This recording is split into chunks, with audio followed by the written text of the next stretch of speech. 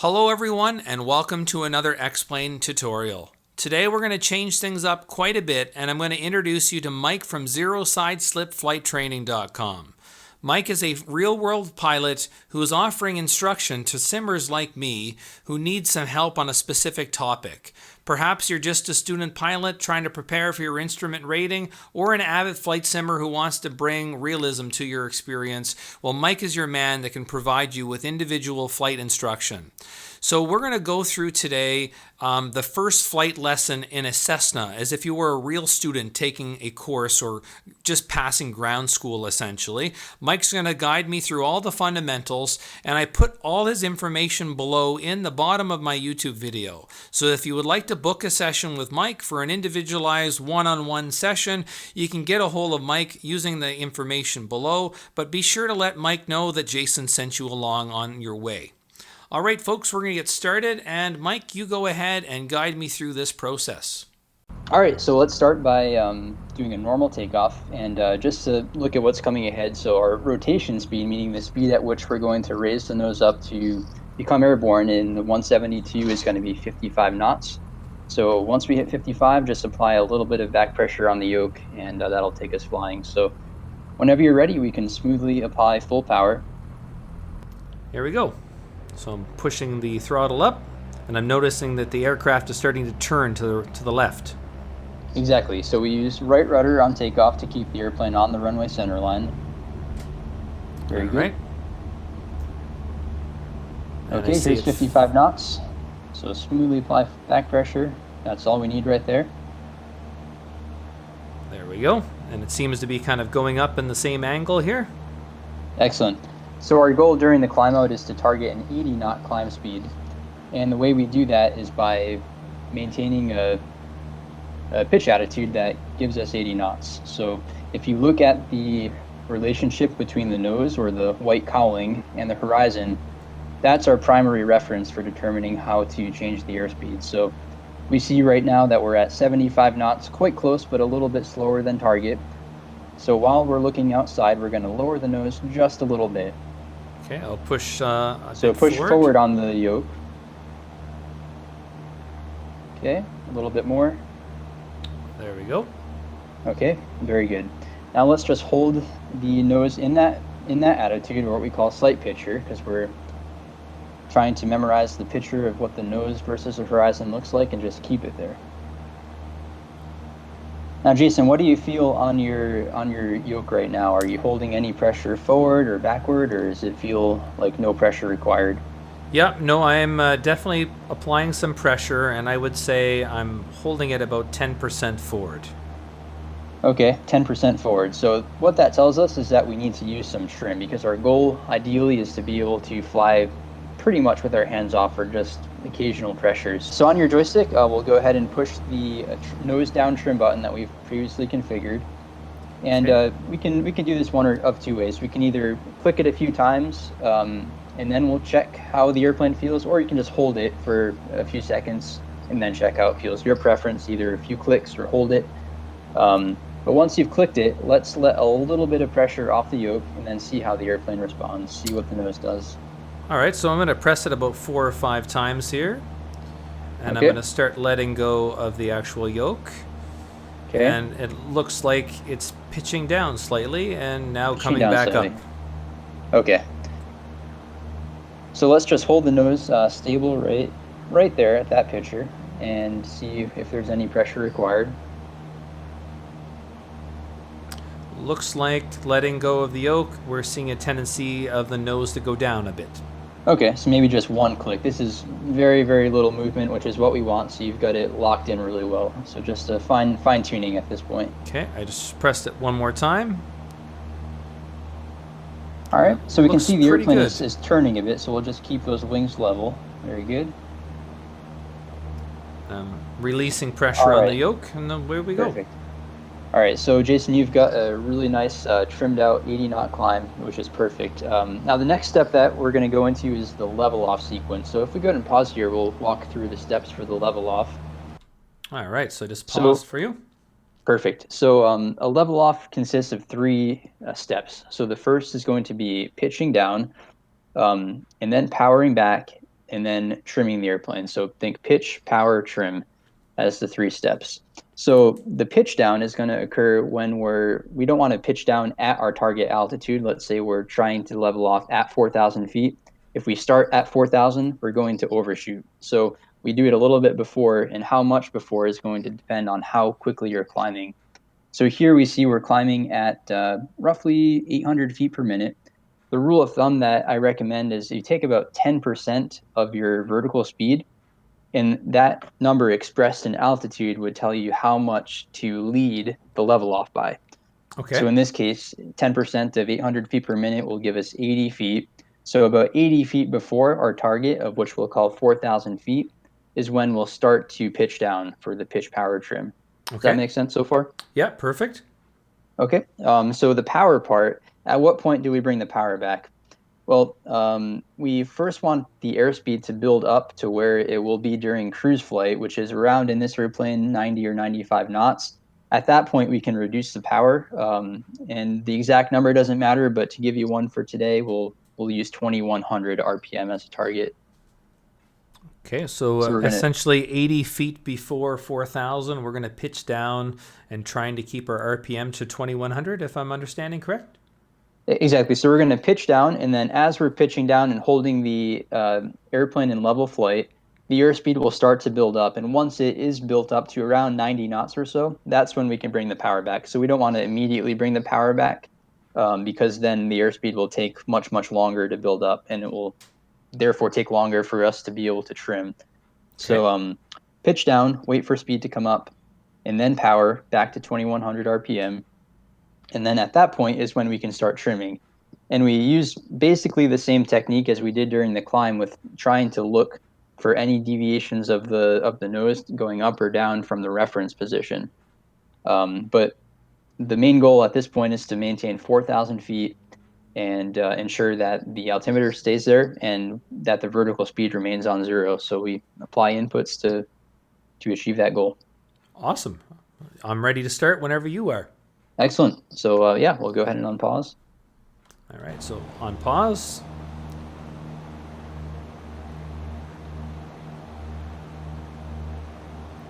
So almost there. All right, right about now. Okay, perfect. So we'll slowly start to bring the nose down.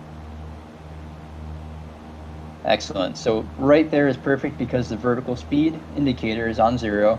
Now, what you need to do is hold the nose down, because you can see it's slowly rising looking outside at the cowling versus the horizon. Just pitch down some more. It's going to take a lot of pressure on your joystick, so keep pitching down. Okay, now that the airspeed is built up, we can bring the power back to the 2,100 RPM that we talked about. And now it should feel much easier to hold the nose down at this point, and actually you can see that you've started to descend. So just bring the nose back up a little bit. Right there, looks good. Okay, checking the vertical speed, we see that, okay, that might be a little bit too much. Actually, your RPM has dropped down, so okay, let's bring the RPM back to 2,100 RPM. There we go. Okay, it looks like there's still a tendency to climb a little bit still. Right. Okay, so we're approaching 4,000 feet now, and we'll fine tune it here. So bring the nose down just a little bit, pitching forward on your joystick.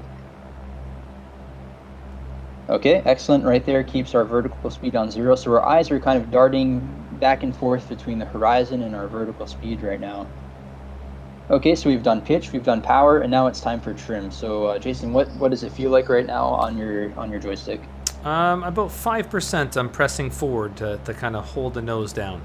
Okay, so maybe we try the same number of clicks like you did before with that 5% pressure. So maybe 3 clicks or so, nose down trim. There we go. Then we'll make a test and see if the nose stays stable, even if we let off some pressure. All right, so I released the pressure, and it's kind of bouncing back now. Okay, so let's put the nose right back down where it was, because if we let it keep going up like it naturally wants to, okay, then we're going to deviate from our altitude. So immediately, as soon as you see it rising up, put it back where it was. That's perfect. Okay, and now we probably need a little bit more nose down trim. Would you agree? Okay, I'll do another 3 or 4 clicks and see. There we go. Then we make a little test, let off some pressure. So this And looks like it's that's looking really good. a Perfect. lot slower to come back. Right.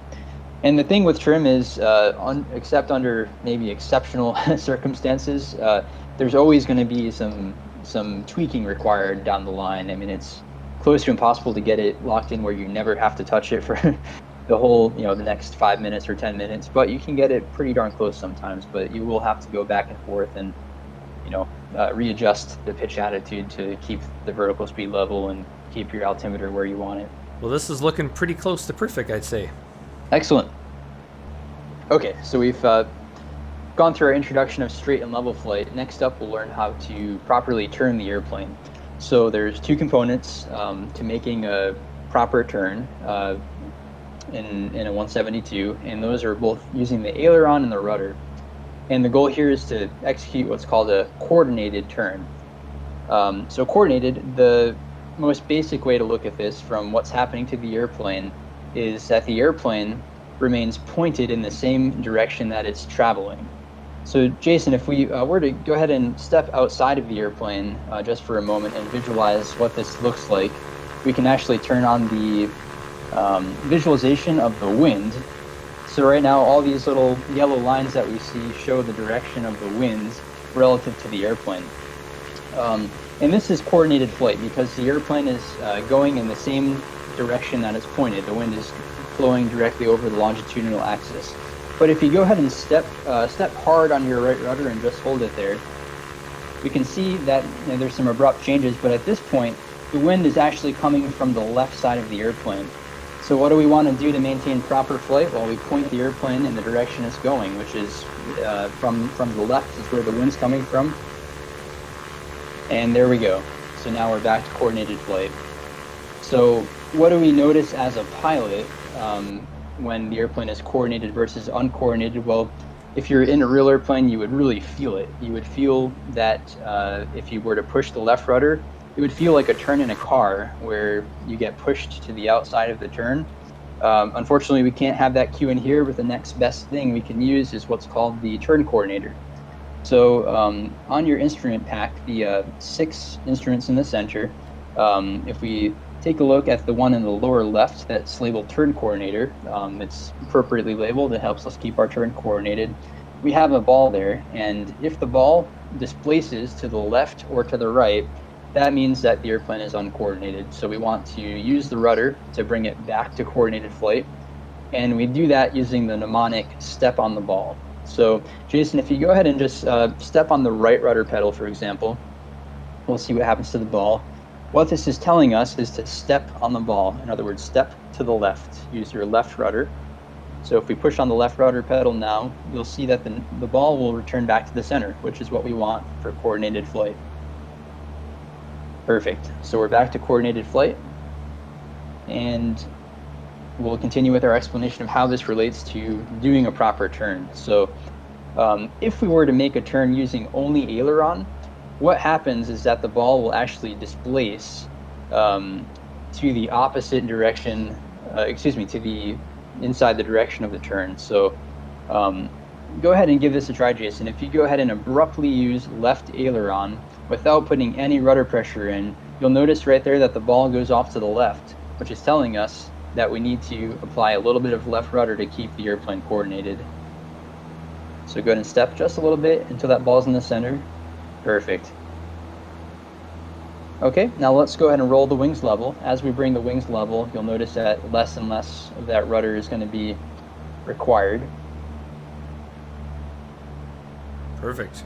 Okay, perfect. Let's bring the nose down for level flight as well, and we'll try to level off here around 4,000 feet.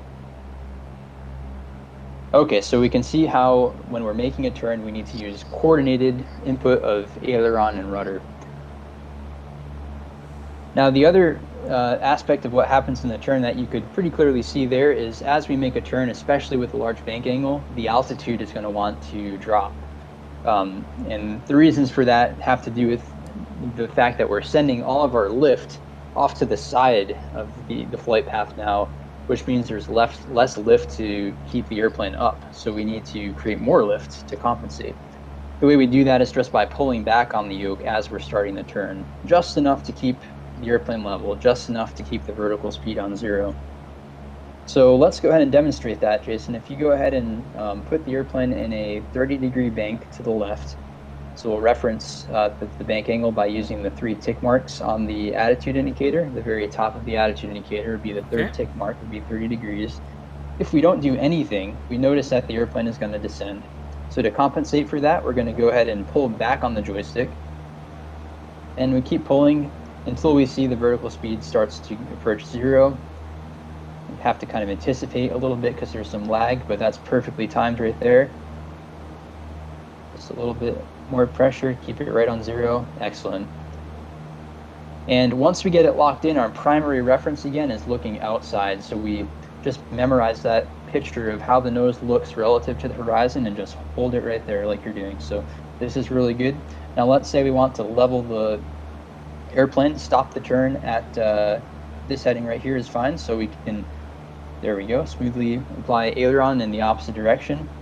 And you notice right here what happened is the airplane has a tendency to want to climb now because we were holding that back pressure during the turn. So it's one thing you have to be aware of when you roll out the bank angle. The nose is going to want to come up and the altitude is going to want to increase. So just hold a little bit of forward pressure as you roll out of the turn to keep the airplane level.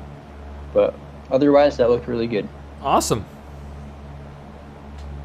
All right, so from there, the next fundamental is initiating a descent. And this is going to be quite straightforward. All we have to do is bring the power back, and how much we bring the power back depends on how quickly we want to descend. So in this airplane, a normal power setting, if we want to maintain a fairly high speed, would be around 1900 RPM. So all we have to do is reduce the throttle back to 1900 RPM.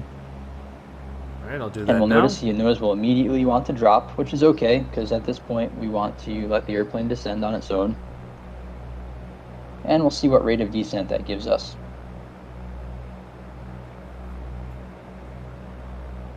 So the airplane stabilizes at a pretty comfortable, call it 700 or 800 foot per minute descent. And if we don't touch anything, the airplane will have a tendency to want to oscillate with the nose coming up slowly and then going back down slowly. So you can kind of just hold it in a steady position, just a little bit more comfortable. But otherwise looking perfect. So we'll conclude our session by learning how to do a level off from a descent. So the steps for this are going to be exactly the same as for the level off from the climb in terms of using the pitch, power, trim mnemonic. However, the one difference is that when we pitch up, we simultaneously add the power in because we're already at the airspeed we want to be. Because in the climb, where we were climbing at 80 knots and we want to accelerate and cruise to something faster than that, it takes some time for the airspeed to build up from 80 to 100. But here we're already at our 90, 100 knot speed, so we can add the power as soon as we level the pitch attitude. So we'll make our target altitude for level off be 3,000 feet. Okay, and then at 3,000, would you like me to pitch up a bit?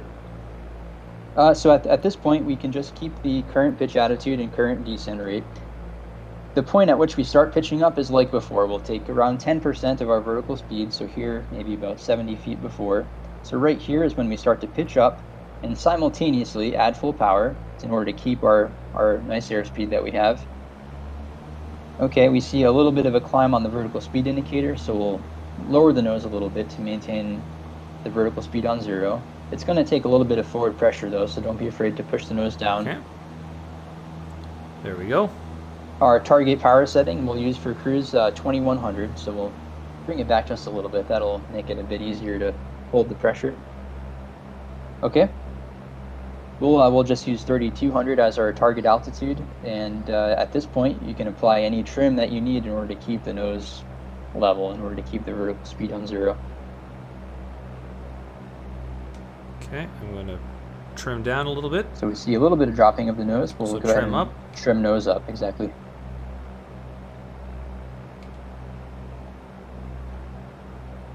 Starting to level off, I think. We'll see.